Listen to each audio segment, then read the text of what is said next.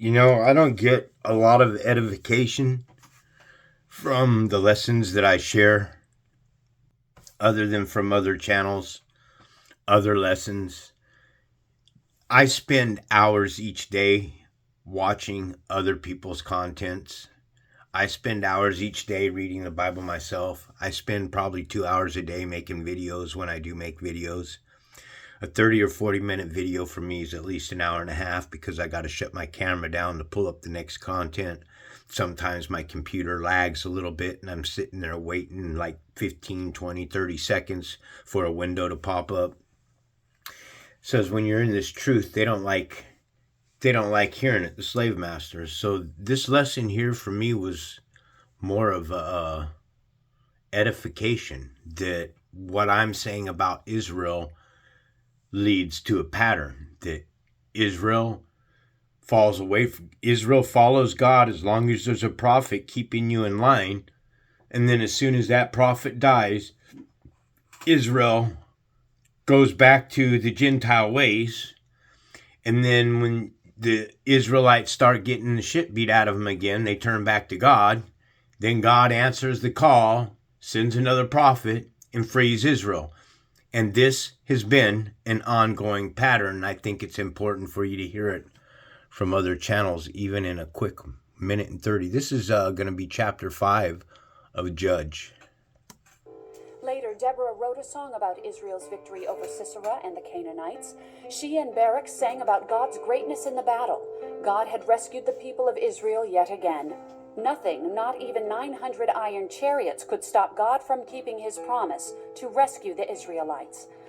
God gave Israel peace for the next 40 years, but eventually Israel turned away from God again. God allowed another nation to trouble the Israelites. Again, the Israelites cried out for help, and God sent another judge to rescue them. This became a pattern for Israel: disobedience, crying out for God's help, victory, peace, over and over again. Israel's judges could help the Israelites fight against their enemies, but the judges couldn't save them from their real problem: sin. Hundreds of years later, God would send Jesus, his son, Oh, to die dear on the God, don't cross. believe any of that God shit. saves us from the punishment I of didn't our know it sins had when that. we put our Drop faith that in shit. Jesus' death as the payment for our sins. That's a This lie. gives us victory forever. Lies. I'm probably going to cut that shit straight out. But Jesus, hold on. Didn't I show you all kinds of contradictions just yesterday about Jesus? Here we go right here, man. John 5:31. Jesus says, if I testify about myself, my testimony is not valid. Same book of John, 3 chapters later, 8:14, Jesus says, even if I testify about myself, my testimony is valid. Jesus says his testimony is valid, and then he says his testimony is not valid. Folks, that is called a contradiction. Okay, what is it? Why is this happening? Because that there was one God, there was one messenger, a prophet that was sent. In Matthew 15:24, Yeshua replies. This is Yeshua. This is Yahushai, Yosaphat, Joshua, Joseph. These are all names for Jesus passed down through the time. Okay? And Jesus answered, or Yeshua answered, I was sent only to the lost sheep of the house of Israel. Why does Yahweh, Israel's creator, consider his children black sheep? Or sheep, excuse me.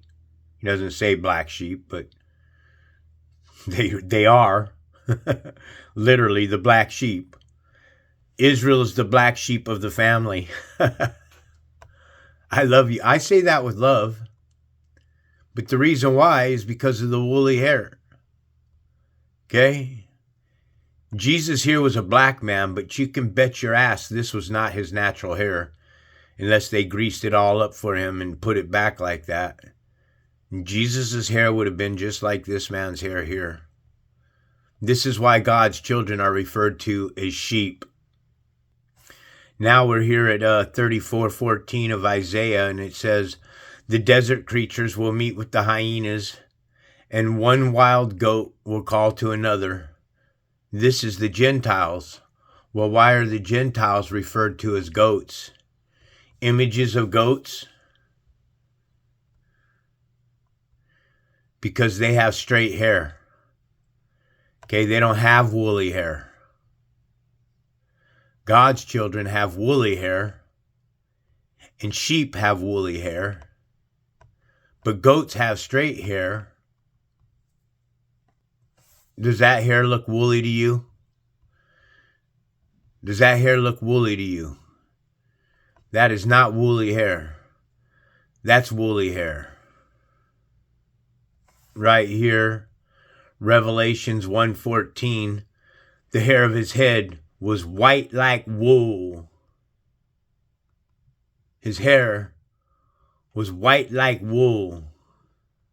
I've been saying to people for years now that the children of Israel are a nation of people with their faces dark to the ground. Right here, Jeremiah 14:2 tells us, Judah mourns and her gates languish, her people, Israel, well for the land, and cries go up to Jerusalem. I got a question for you. Why do you have USA in Jerusalem, and you also have Salem, and Salem is always equated with a vampirism? Salem's a witch hunt. It is, you know it, I know it, no lie there. King James Bible says, Judah mourneth, and the gates thereof languish. They're black unto the ground, and the cries of Jerusalem is gone up. They're what? They're black to the ground. So Israel's a nation of black people to the ground. I mean, you got to understand something. When they ate from that tree of knowledge, their creator became very wrathful for following the ways of the Gentile. All right?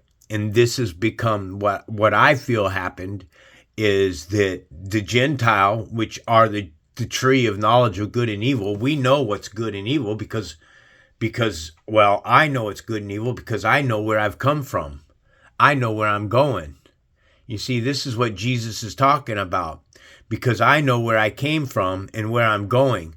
But you Christians do not know where Jesus came from or where Jesus is going. Okay? Because you guys are following the false doctrine here that says, oh, I'm sorry, I was already on it, that he says he can testify about himself. No person can testify about themselves unless they have a witness, okay? And Jesus says, you judge according to the flesh. I judge no one. Jesus judges no one, huh? I can do nothing myself. I judge only as I hear. That's another contradiction. Do you see how awesome I am at pointing out the contradictions in the Bible? So this is what's kind of irritating for me, is that the hours that I spend reading the content, and because I read it years ago, folks, and this stuff didn't make sense to me at all. You know, I put the Bible down because of this stuff here, these contradictions. I put the Bible down because, like an atheist, I said, well, the Bible isn't a holy book if it's got contradictions in it. But I was very mistaken, and so are you, to think that the Bible isn't a holy book, because it is. It's a WHOLLY book. All right? It is written in the totality of both good and evil. The tree of knowledge is of both good and evil. Okay, we're going to be reading from Genesis 2:17, but we're going to start at 16, and it says, 16 right here. Then the Lord, this is Yahweh, self-existing, eternal creator, self-existing or eternal. Jehovah is what they call him in Jerusalem. Jerusalem has USA in it, and it also has Salem, which is equated with a witch hunt. And I've been telling you that those Khazar Nazi Jews that are in the providence of Israel today are not the chosen children of God. They're imposters. And the reason why they are in power today is because of God's children who have fallen away. You come to God. So the way this book's written, it looks like Gentile rule, and then Israel rules, and Gentile rule, and then Israel rules. So the supreme spirit of love allowed other gods to create this plane of existence, because the supreme creator of love he's wanting you to worship him in spirit and truth. So the Lord is Yahweh and God is Elohim. And Elohim is a plural of Eloah, gods in the ordinary sense. And once you start understanding this, that this God here is used. I'm not writing this, and I personally myself, I don't feel anything that I'm sharing here as wrong. It's in the book. It's plainly, if you're reading from the Greek concordance or the Latin concordance, then you can pick up these little tidbits that I'm sharing with you. In fact, I encourage you to stand outside the church, stop going to church, and start. The church is the temple. Folks, the temple of the supreme creator is within us. The temple is the flesh. Do you understand that? And the flesh and the spirit are at war with one another. This is why Jesus said, not to stand on the corners of the synagogues and be like those priests. Well, what's on the corners? Churches. The churches are what are on the corner. You got to start getting this. Bringing more entries. Okay, you got to confirm your stuff, precept upon precept, line upon line. And it says, I am dark, yet lovely, O daughters of Jerusalem, like the tents of Kedar. Images of the tents of Kedar. Those tents, folks, are black. Can't be any more clear than that. I am dark, which is black. So the children of Israel are black. But let me be very clear. The children of Israel have fallen away from God, and they are horrendous people. This is why they kill each other in the streets. Okay, now, not by default are they evil, but by being born into this plane of existence and moving into the towns and cities of the Samaritans. God wanted to keep what was good away from what was evil, but what's been going on is good and evil have been intermingling and crossbreeding with one another, and what they've created are vampires. The world is a vampire, sent to drain, secret destroyer, hold you up to the flame. What do I get for my pain? A trait desire, and a piece of the game. No, I suppose I'll show all my crew and go like old Job. Like old Job. The world is a vampire. Definition of a vampire: a corpse supposed in European folklore to leave its grave at night and drink the blood of the living by biting their necks with long pointed canine teeth. Okay, here at the definition of vampire, nouns, synonyms are bloodsucker, a demon, and a ghost. Here, a ghost. A ghost is the spirit of the dead. Also, synonyms again are a demon, a devil, and a phantom. Mark 15:37 Bible Hub tells us over here in the King James Bible, and Jesus cried with a loud voice and gave up the ghost. A ghost is the spirit of the dead. Okay, we're here at John 6:56, but we're going to read 55, 56, and 57 because this is horrifically horrifying that Christians can't identify this. For my flesh is real food, and my blood is real drink. Whoever eats my flesh and drinks my blood remains in me, and I in him. Just as the living Father sent me, and I live because of the Father, so also the one who feeds on me will live because of me. But I just showed you that Jesus dies on the cross and he gives up the ghost. The ghost is the spirit of the dead. Okay? It's a demon, a devil, and a phantom. And this is what I understand that you don't understand. Genesis 1:27, this God that created a man in its image is that phantom. This is your connection right here. Okay? So this God here is a vampire. This God here is a demon. This God here is an evil God that fell away from the supreme God. This is the God, Satan, the one that was worshipped. Everybody started worshiping him. This is the God that took 1/3 of the angels from the host of heaven with him. Here, Revelations 12:4 says, he swept 1/3 of the stars from the sky, tossing them to the earth, and the dragon stood before the woman who was about to give birth. This is your magic boy here, Jesus Christ crucified, ready to devour her child. Why? Why is this going to devour its child? Because the devil devours its own. This God of evil eats its own children, ready to devour her child as soon as she gave birth. Okay? Here, Mark 18.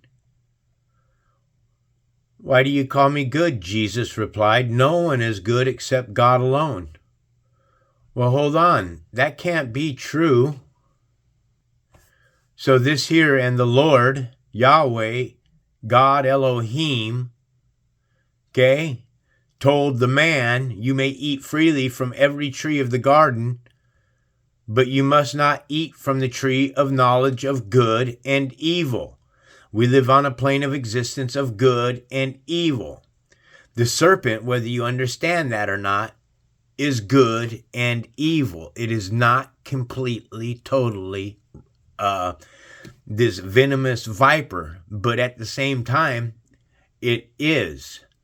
What it does in front of you and what it does behind your back is what I'm talking about, like when children are kidnapped from their homes and they're placed in chambers, and then these beasts, these nasty, vile men, they beat on women, they rape them, they tie them to walls, they chain them, they beat the bottoms of their feet, they take torches to them, they do the abominating things to them, they sick, perverted, nasty, drug-infested men on top of them, they turn them into sex slaves. They screw them until they're screwed, man. And then what they do, they set them on the streets. And these are the women that try to steal your husbands and stuff, knowing damn well they're just there to ruin and destroy the relationship, because these women want to be loved. They think that they can be loved, but they can't, because they've had so many different men that climb on top of them that they don't know they think that is love. They can't, there's no way in hell that you can ever change one of these women that have been a sex slave to turn them into a housewife. It can't be done. Okay? But he says you cannot eat from the tree of knowledge of good and evil. So this plane of existence is both good and evil. Satan is the tree of knowledge of good and evil, and it's proven so right here in Ezekiel chapter 31, verse 3 Bible Hub. We're going to be reading over here at the King James Bible. Behold, the Assyrian was the cedar in Lebanon. The Assyrian Satan, the asshole, was a cedar, a tree. Satan was the tree in Lebanon with fair branches, white skin, and with the shadowing shroud. What's that? The skin suit. Satan is the flesh. The creator is the spirit. This is why we cast shadows. This God here that created himself here on the 6th day of creation, this God was given power to create himself, a man. This man creates himself. Okay? A male and female. Say, crafty is the beast that got his hands a hold of this Bible here. Okay? This is the beast right here. And most Israelites will think that it's, give me a second. Most Israelites think that it's the second man, Adam. You got to understand that there's two Adams, folks. There's two Jesuses. There's two Moseses. 1545 Corinthians Bible Hub.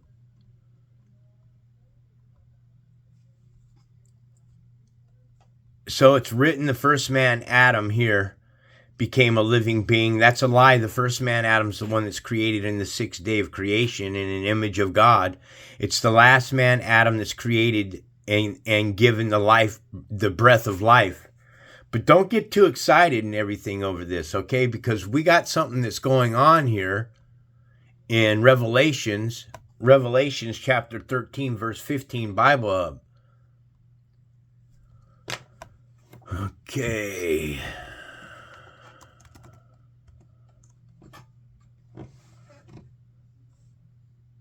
Oh, really? It does that every time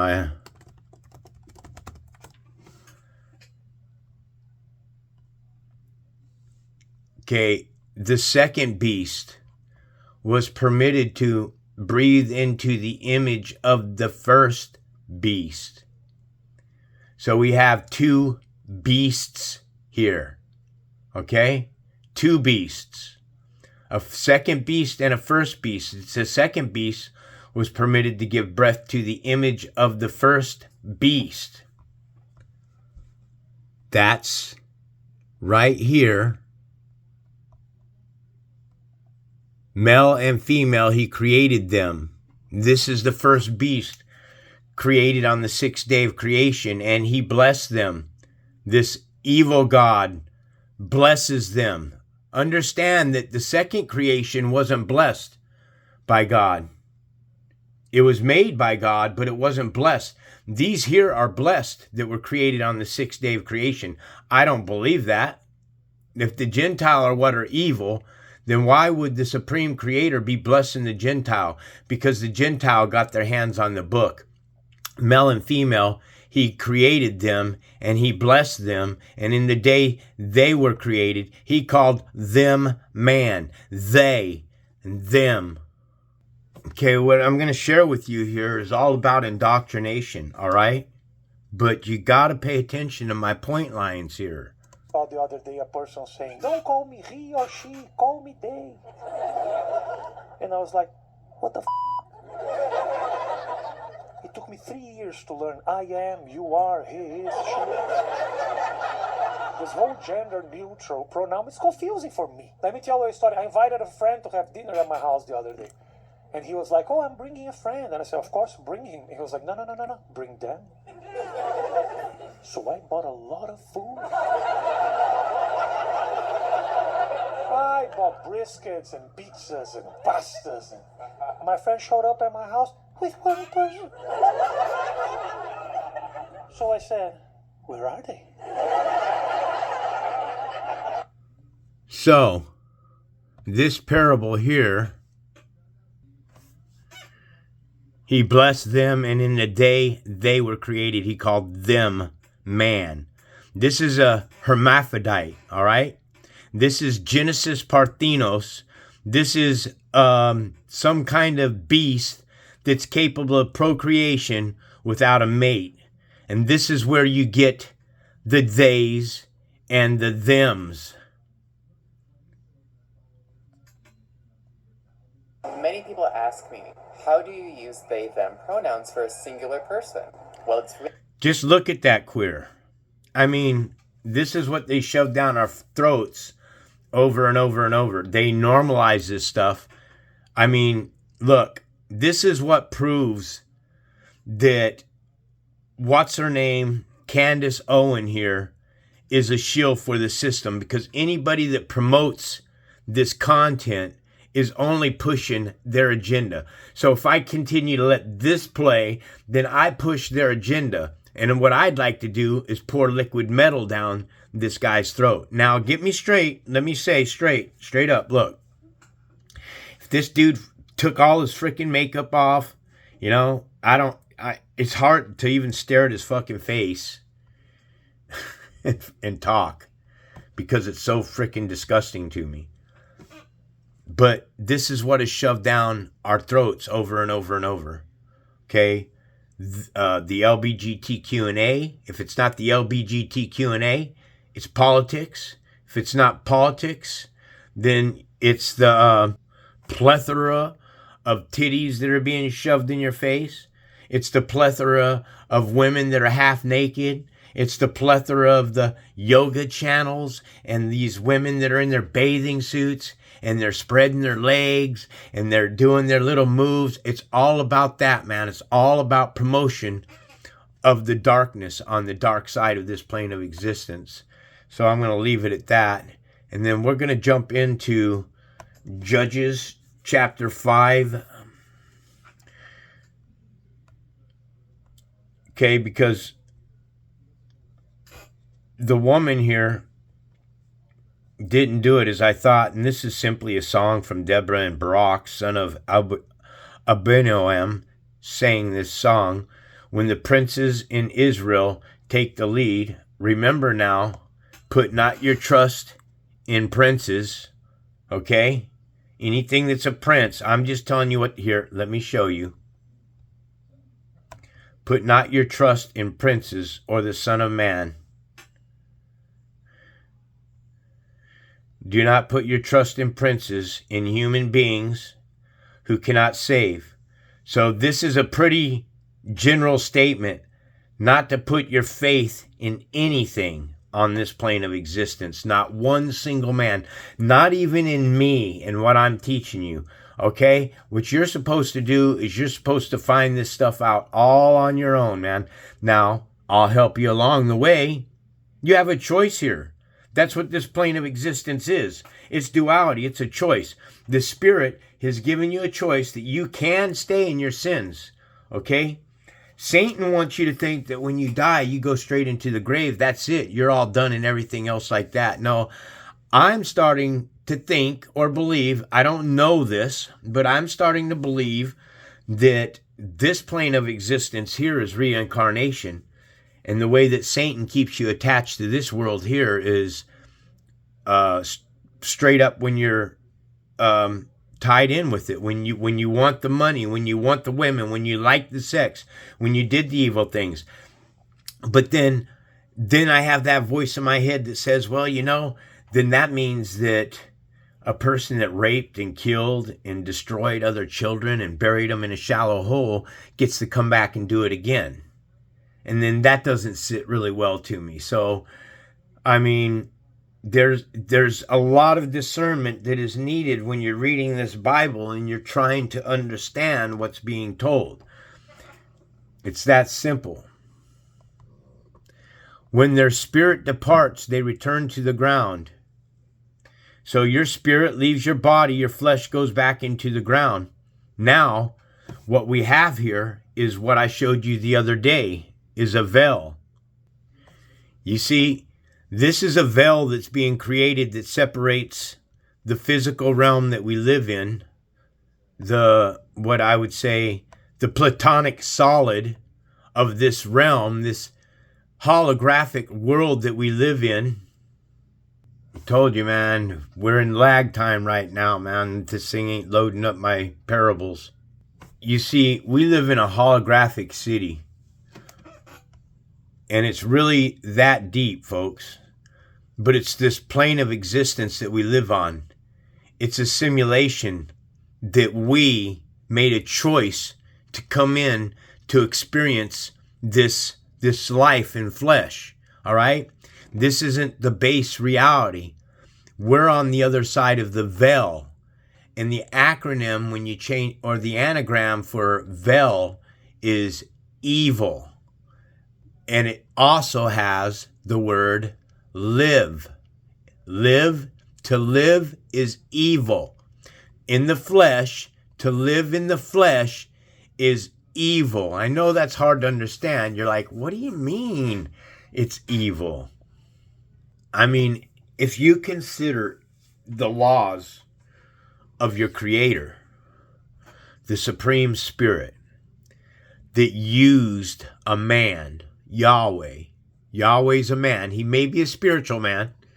He may be, but still understand that the Supreme Creator is telling you in 1545 that the first man, Adam, became a living being. And I showed you the first man, Adam, is created in an image. And an image is to shade. That's why in Ezekiel it says that Satan has a shadowing shroud. The shadowing shroud is the skin suit. Man, I love the Spirit so much, and I profess it all the time. And this is why the Spirit allows me to decipher these riddles and share them with you. Remember, this is a book of riddles, and these are the 10 commandments, and this is the laws that should be on your heart at all times, okay? So if you're placing other gods beside Yahweh to Israel, for Israel, because understand, folks, I'm trying to explain to you, the God of the Gentile and the God of Israel are two different gods, and it was the God of Israel that gave the commandments to Israel. Israel was, the Bible was written by men of Israel for Israelites. It wasn't written for the Gentile. This God here is, and look at these. I am the Lord your God. You shall not have any strange gods before me. Okay? The Father, Son, and Holy Spirit are strange gods before the Supreme Creator. I don't worship the Lord, and I don't worship Elohim. Yahweh Elohim. You shall not take the name of the Lord your God, Yahweh, in vain. Israel, in vain. Your God's Lord's name is Yahweh. Like I said, I don't worship Yahweh. Yahweh's not my God. My God is of love. My God is of purity. My God is of the authority. He's the one that ordained everything down here. He's the one that gives power. He's the one that makes live. He's the one that kills. He's the one that causes the calamity. He's the one that does it all. And he's telling you, remember to keep holy the Lord's day. This is the Sabbath day. Hold on. God tells you that your Sabbath days are an abomination to him. Now, let me show you. Right here, this is from Isaiah 1:12 through 15. Your convocations and blood sacrifices, that's what Jesus was, a blood sacrifice, and your incense burnings are an abomination. A bomb on nations. A bomb on the nations, because that's what's going to drop on those that are abominating to the Supreme Spirit. Okay, burning as an abomination to me. I cannot endure iniquity in solemn assemblies. Your new moons and your appointed feasts my soul hates. They have become a burden to me. I am weary of bearing them. Oh, so now you got a Lord that's weary, that you, his creation, has become a burden to him. It's a back and forth hammer upside your head between follow the Lord and follow not the Lord. You know, what are you going to do? It's on you.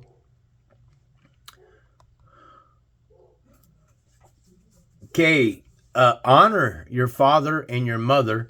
This here, I'm going to tell you that this is meaning to honor the Spirit, okay? Because the Bible tells us that there's only one Father, all right?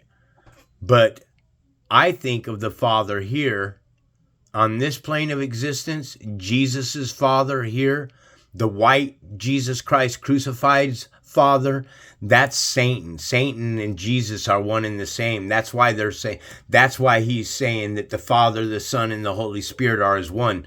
This Father here is the Supreme Spirit of truth, and your mother is the earth. Okay?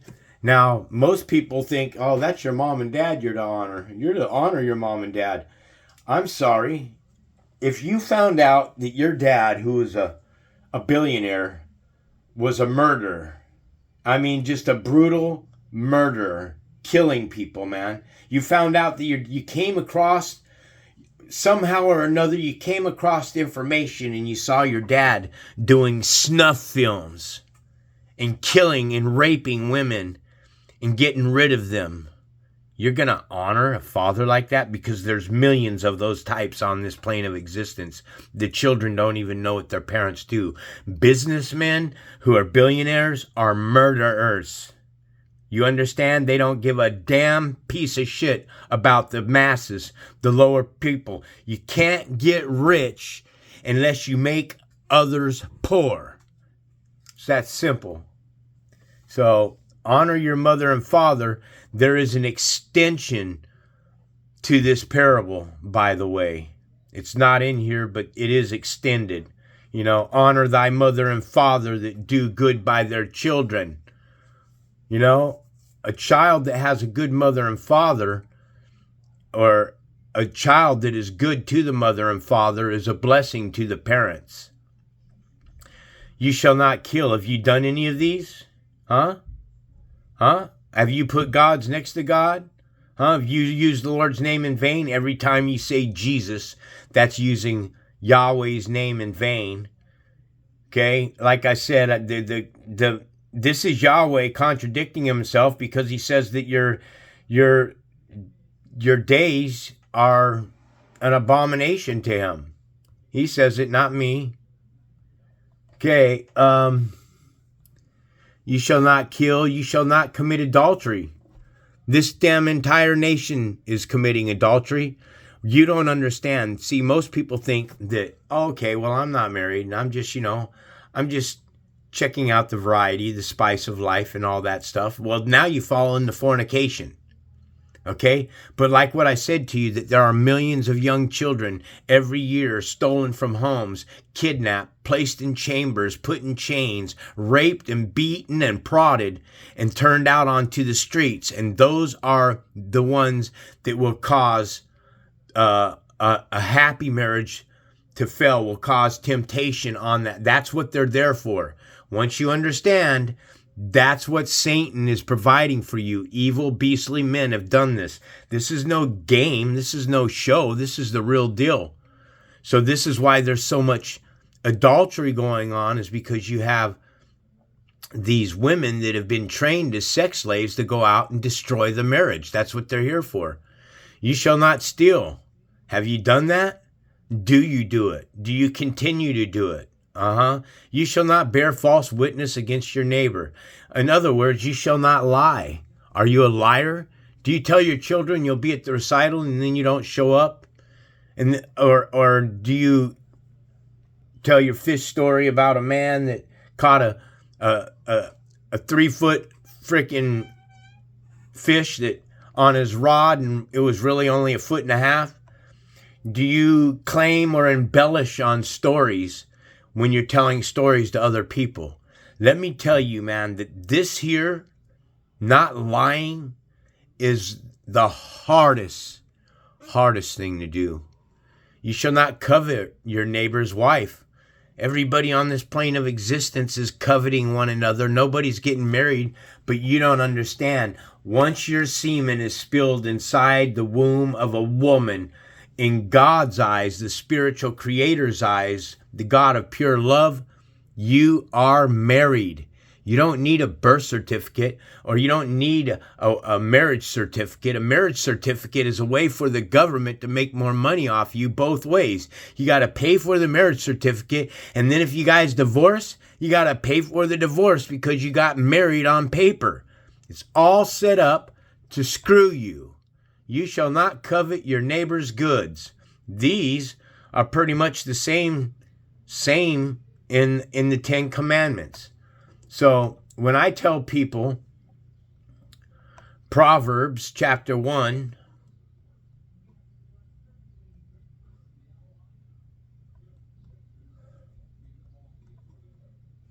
okay, excuse me. You know, you got to go precept upon precept. You got to understand what I'm sharing with you is wisdom.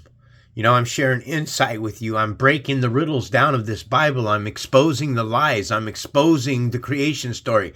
I'm exposing duality. I'm exposing good and evil. We are on a plane of existence of good and evil. We are the tree of knowledge of good and evil. The Gentile who fell away from God, we knew it was good, right? But when we fell away from God, he put scales on our eyes because we turned away from him. The only way to get back home is to turn back to him, which is the Spirit of truth, the living one. The Proverbs of Solomon, son of David, king of Israel, for gaining wisdom and instruction, for understanding words of insight, for receiving instruction in a prudent behavior, for understanding words of insight. I am sharing insight with you, doing what is right and just and fair.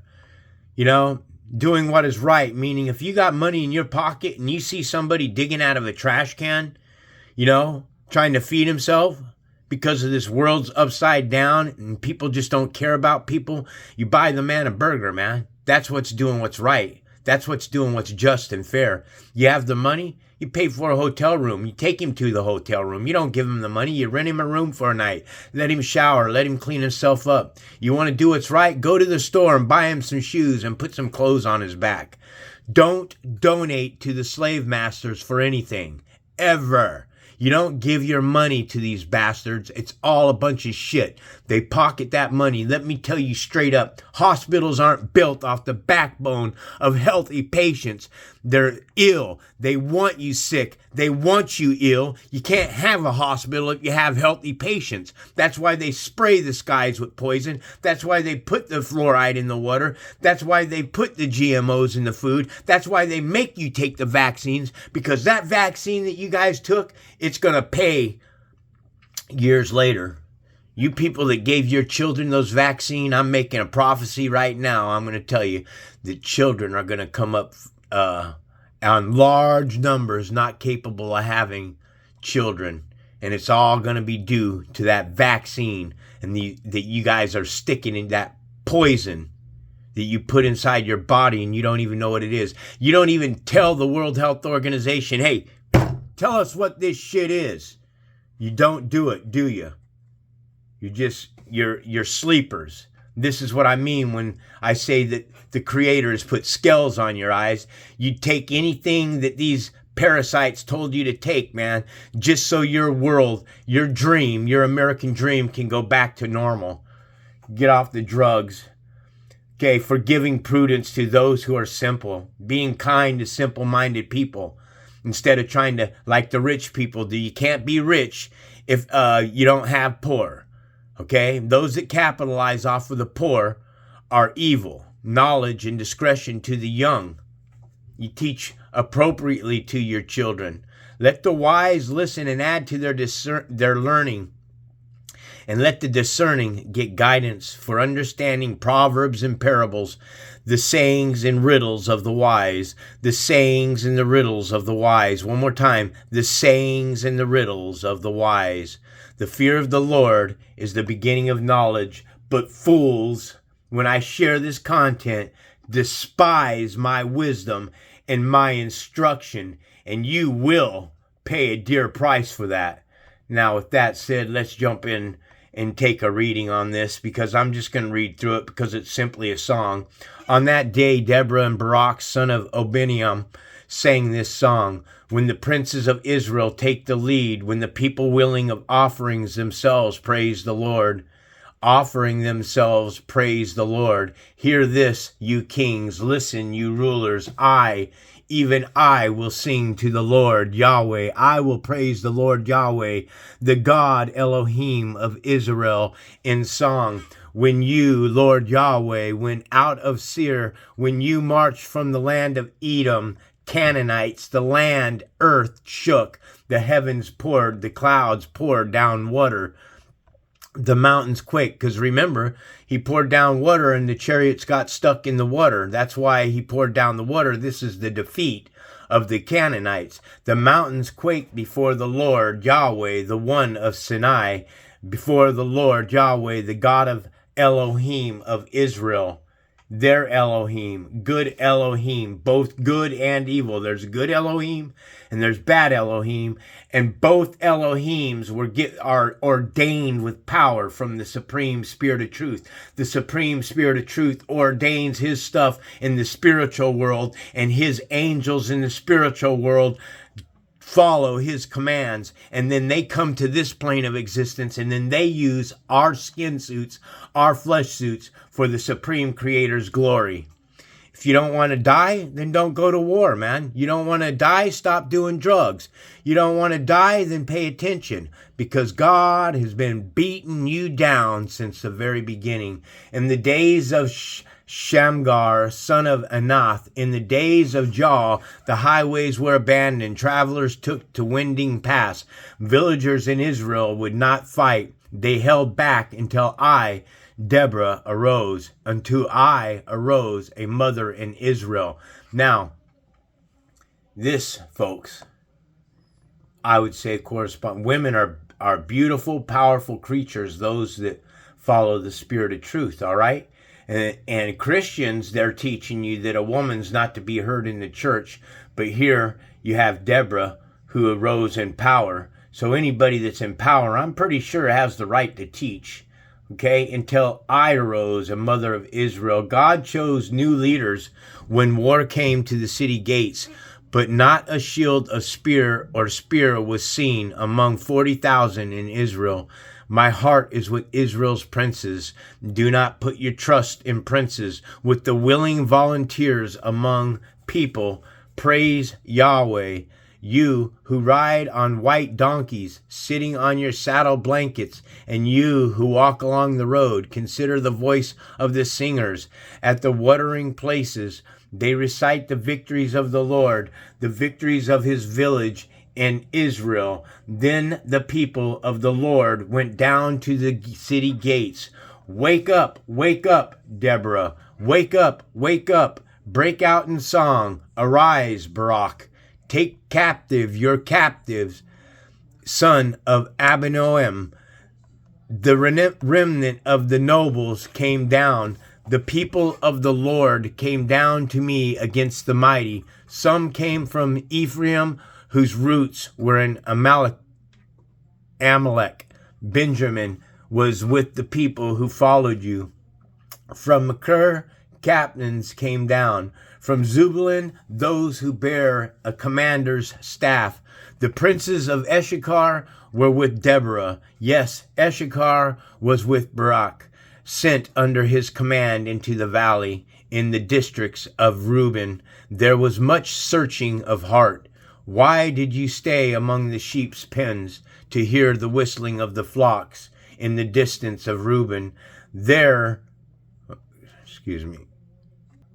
was much searching of heart. Gilead stayed beyond the Jordan, and Dan, why did he linger by the ships? Asher remained on the coast and stayed in his coves. The people of Zebulun risked their lives, their very lives.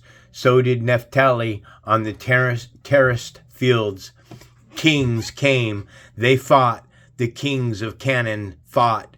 At Tanakh, by the waters of Megiddo, they took no plunder of silver. From the heavens the stars fought. From their courses they fought against Sisera.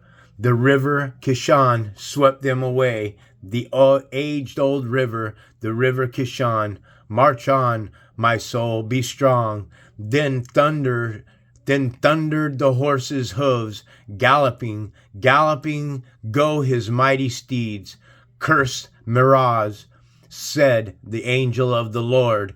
Cursed is people bitterly, because they did not come to help the Lord against the mighty.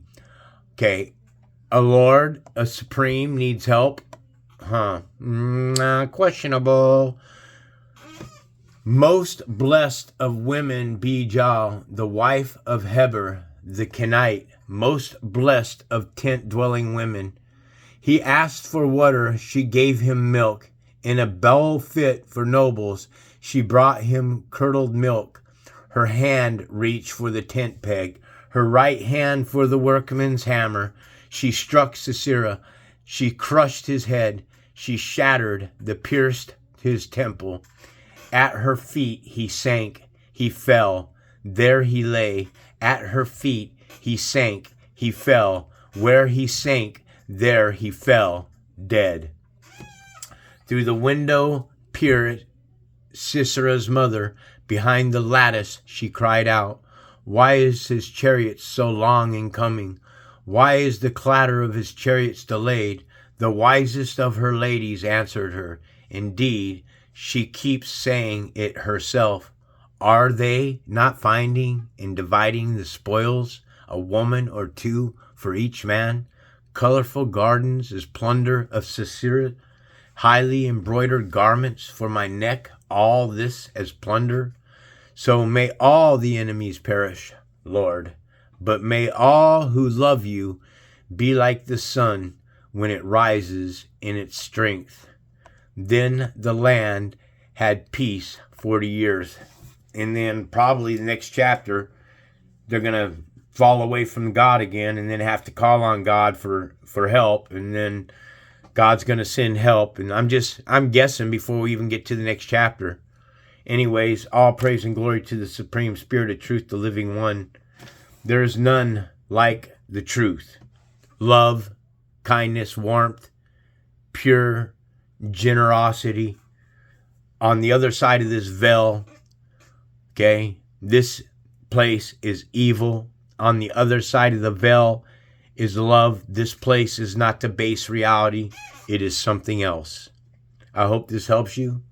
All praise and glory to the Supreme Spirit of Truth, the living one. Much love. This is White Raptor News Ministries.